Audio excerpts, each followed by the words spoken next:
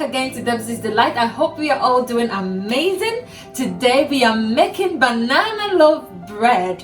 This bread is almost like the Ghanaian sugar bread, but this one has got lots of flavor and it's amazing because it's got banana in there, it's got some powdered milk in there and all the goodies. Let's not waste time, let's get straight into it. But before then, if you haven't subscribed, this is Debzies Delight. Kindly click on the subscribe button as well as the little bell so that whenever I post a video, you will be instantly notified. Now let's go straight into it.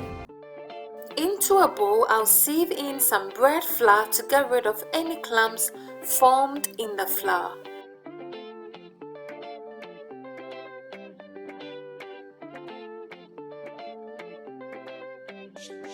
To this, I'll add some powdered milk, some salt, some sugar, stir to combine. Then in a separate bowl, I'll hand mash my banana and add it to my dry ingredients. Please don't forget that I'll leave all the ingredients and its quantities listed in the description box below for your reference, so don't forget to check it when trying this recipe out, okay?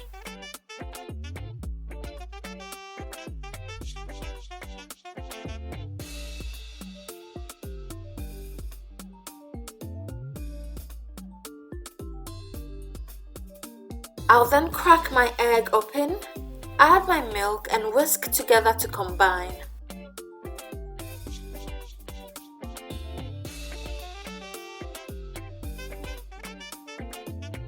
Once done, I'll add this to my dry ingredients as well.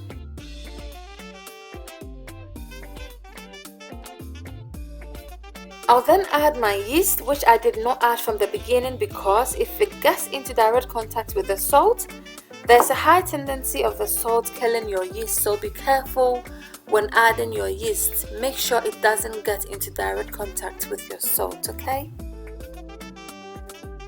I'll stir everything to combine using my spatula and then begin to mix with my hands until everything is well combined. Everything is well combined and my dough has formed, so I'll transfer it to my worktop and begin to knead the dough using both hands by stretching one end with the heel of my palm while holding on to one end and folding the top part to the bottom part. I hope that makes sense. Just look at it on the screen as demonstrated and just follow it as such, okay? If you have a mixing machine, a bread mixing machine is even better. It will make your life easier. Just go ahead and use it at this point. If you don't, just follow it as demonstrated on your screen, okay? At this point, I'll add my batter to the center of my dough and continue to knead. Don't forget to grease your worktop with some oil before you start kneading right from the onset to prevent your dough from sticking onto your worktop, okay? I'll continue to knead until I've created enough gluten and my dough is nice and stretchy. Once it's stretchy and gummy, just as you see, your dough is ready. You can continue to knead more if you want, but this is just perfect for me.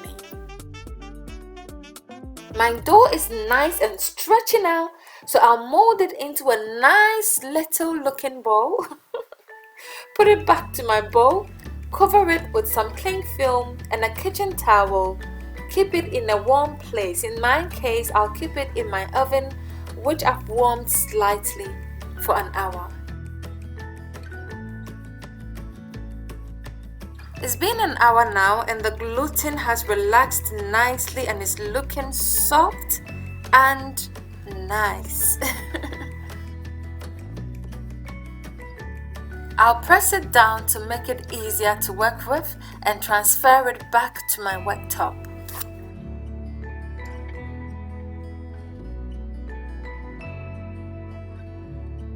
Now let's take a moment to admire that dough. Simply beautiful. It looks amazing.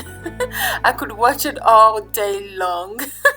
Okay, let's get serious. I'll then divide the dough into 2 equal parts, mold it into 2 nicely looking balls, Cover it and allow the gluten to rest further so that it will be easier to shape it into the desired shape for this recipe.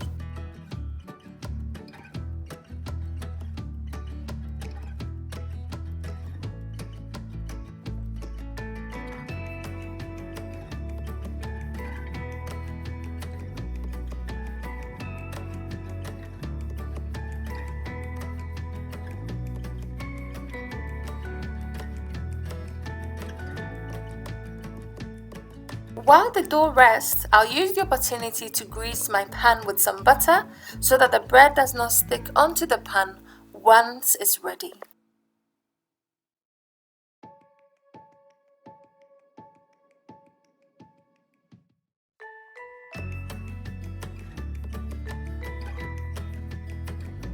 Alright my dearies, it's been 15 minutes now, so let's begin shaping our dough. I'll smear the pad I'll be going into direct contact with the work surface with some flour and begin to flatten it using my rolling pin.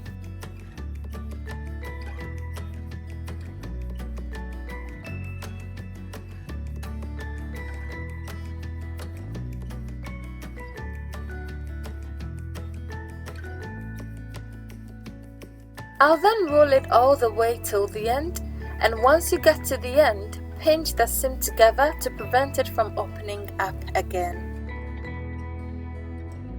Please do not skip this part as it's really important to seal your dough at this point, or else it will destroy the shape that we want for this recipe. So make sure to pinch it gently and nicely and with all the patience in the world, okay?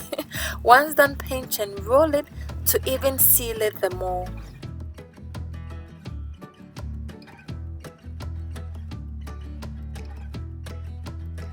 Now to make it into my desired shape, I'll cut them up with my pastry cutter so that once ready you get the beautiful looking banana bread as you saw from the beginning of this video. It's okay if there are some spaces between them, because once it sits to rise, it's going to clump together and it's going to seal all the holes and space in between them. So make sure there's enough space in between them, or else once it rises, it's going to ruin the shape, okay? I'll then gently transfer it to my baking tray with the sealed pad down to prevent it from opening up while baking, and repeat the same process for the other dough as well.